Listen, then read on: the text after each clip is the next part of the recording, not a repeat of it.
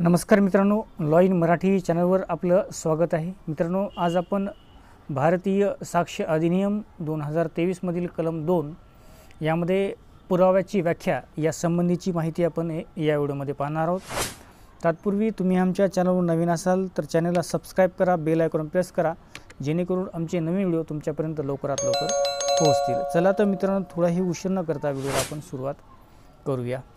त्यामध्ये भारतीय साक्ष अधिनियम कलम 2 पोटकलम ए मध्ये न्यायालय म्हणजे सर्व न्यायाधीश व दंडाधिकारी जो साक्षी पुरावा घेण्याचा अधिकार आहे त्याला आपण न्यायालय असे म्हणतो।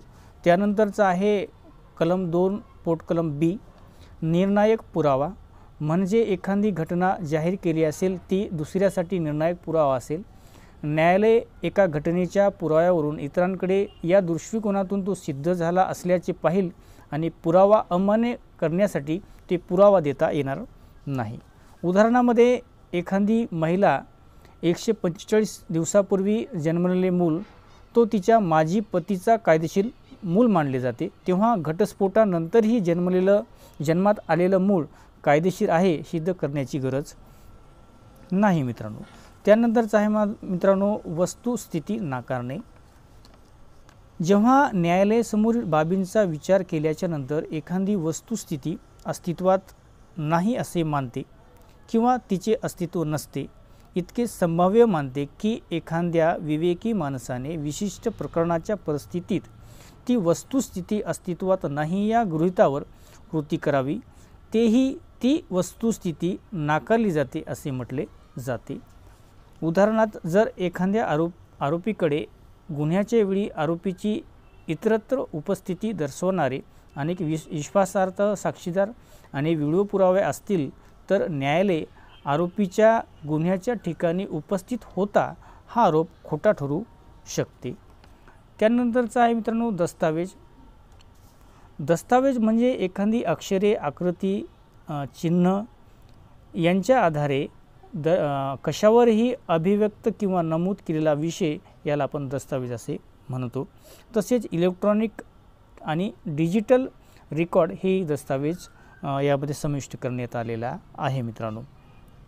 उदाहरणार्थ, एखादे लिखाण हा दस्तावेज आहे, एखादा नकाशा किंवा आराखडा हा दस्तावेज आहे किंवा कॉम्प्युटरवरील दस्तावेज हे दस्तावेज आहे। त्यानंतरचा आहे मित्रांनो पुरावा म्हणजे सर्व विधाने किंवा कोणतीही माहिती इलेक्ट्रॉनिकद्वारे दिली असेल तर न्यायालय साक्षीदार त्यांच्या समोर परवानगी देते किंवा त्यांच्या समोर देणे जरुरी आहे अशा विशिष्ट घटनेची चौकशी चालू असेल आणि अशी विधाने किंवा माहिती याला आपण तोंडी पुरावा असे म्हणतो। किंवा दस्तावेजमध्ये इलेक्ट्रॉनिक किंवा डिजिटल अभिलेख न्यायालयाकडे तपासणीसाठी सादर केलेले असतील तर त्याला आपण तोंड किंवा लेखी पुरावा असे म्हणतो। त्यानंतरचा आहे मित्रांनो तथ्य म्हणजे आपल्या इंद्रियाद्वारे जाणता येणारी कोणतीही वस्तू किंवा वस्तुस्थिती किंवा वस्तूचा संबंध किंवा कोणत्याही मानसिक स्थिती ज्याची जाणीव कोणत्याही व्यक्तीला आहे। उदाहरणार्थ, विशिष्ट ठिकाणी विशिष्ट वस्तू एका क्रमाने लावल्या असतील त्याला आपण वस्तुस्थिती आपण असे म्हणतो। किंवा एखाद्या व्यक्तीने काहीतरी ऐकले किंवा पाहिले ही वस्तुस्थिती आहे। त्यानंतर आहे मित्रांनो वादतथ्य म्हणजे कोणतीही वस्तुस्थिती समाविष्ट आहे जी स्वतः किंवा वस्तुस्थितीशी संबंधित कोणत्याही खटल्यात किंवा कारवाईत दावा केलेल्या किंवा नाकारलेल्या कोणत्याही हक्काचे, दायित्वाचे किंवा अस्तित्व नसते याला आपण वादतथ्य असे म्हणतो। उदाहरणार्थ, ए वर ब च्या हत्येचा आरोप आहे, त्याच्या खटल्यात खालील वादतथ्ये असू शकतात। ए मुळे बीचा मृत्यू झालेला आहे, ए चा बीचा मृत्यू घडवून आणण्याचा हेतू होता, एला बी कडून गंभीर आणि अचानक चिथावणी मिळाली आहे। त्यानंतरचं आहे एच्या कृत्यामुळे बीचा मृत्यू झाला, हे कृत्य करत असताना मनाच्या अस्वस्थतेमुळे त्याचे स्वरूप जाणून घेण्यास तो असमर्थ होता, याला आपण वादतथ्य म्हणतो।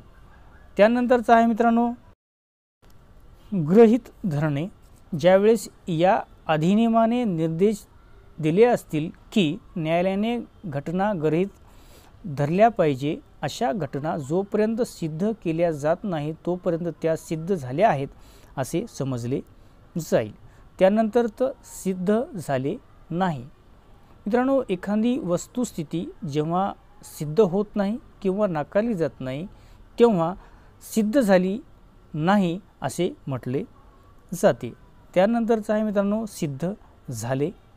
एखादी वस्तुस्थिती जेव्हा सिद्ध झाली असेल असे म्हटले जाते तेव्हा न्यायालयासमोर बाबींचा विचार केल्यानंतर ती वस्तुस्थिती अस्तित्वात आहे असे मानले किंवा तिचे अस्तित्व संभाव्य मानते किंवा एखाद्या विवेकी माणसाने विशिष्ट प्रकरणाच्या परिस्थितीत ती वस्तुस्थिती अस्तित्वात आहे अशा गृहीतावर कृती करावी. त्यानंतरचा आहे संबंध, त्याला आपण रिलेव्हंट असं म्हणतो.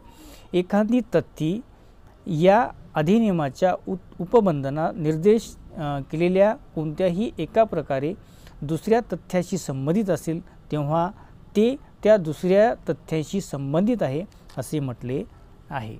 त्यानंतरचं आहे गृहीत धरावे.